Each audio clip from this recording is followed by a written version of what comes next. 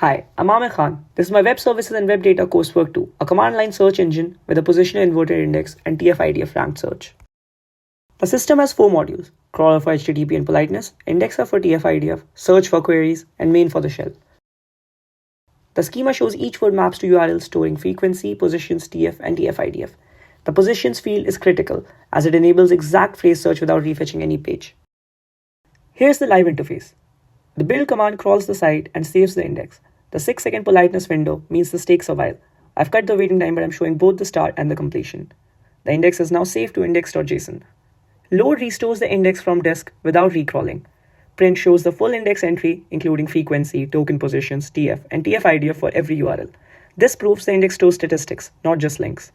A missing word returns a clean not found message.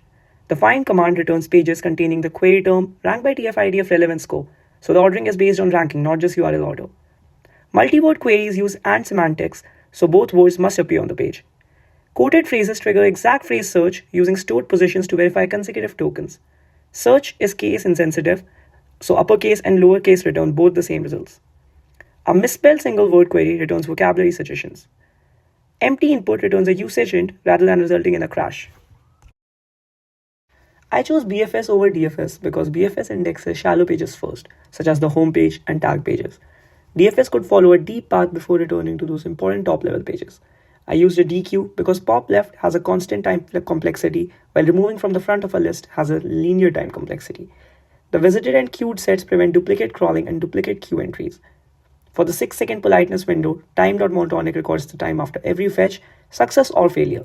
Before each new request, the crawler calculates the remaining gap and sleeps if needed, so a failed request never shortens the window. The index is a dictionary of dictionaries, giving direct word-to-posting list lookup instead of scanning every page at query time. The build has 2 passes.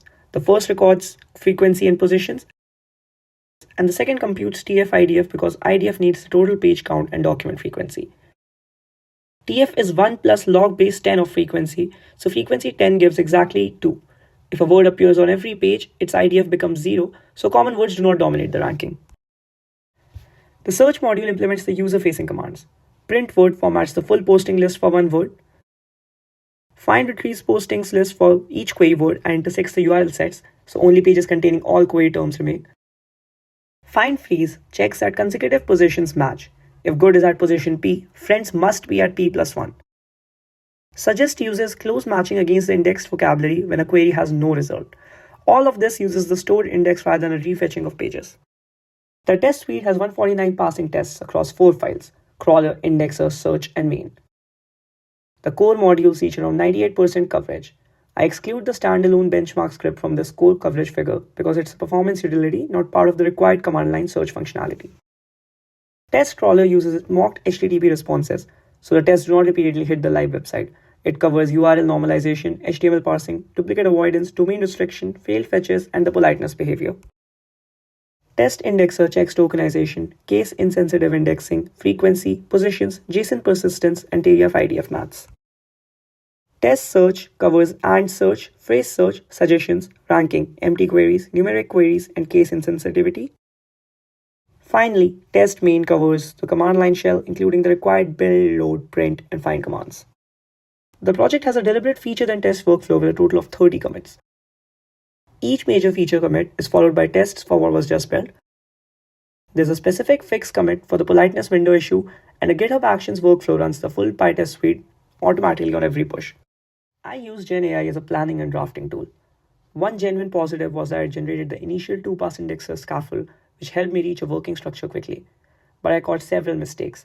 The generated crawler only slept after successful fetches, meaning a 404 could skip the window entirely. I fixed this by timing every request with time.monotonic and sleeping before the next fetch. I also caught a tokenization inconsistency. The indexer accepted apostrophes using regex, but the query parser used is alpha, which rejected them. I fixed that by making both use the same tokenizer. Additionally, I checked TF-IDF manually. For frequency 10, TF is exactly 2. One AI-assisted test wrongly assumed that more occurrences always mean higher TF-IDF. But that is false when a word appears in every document because IDF becomes 0. I corrected the test and added a specific edge case test.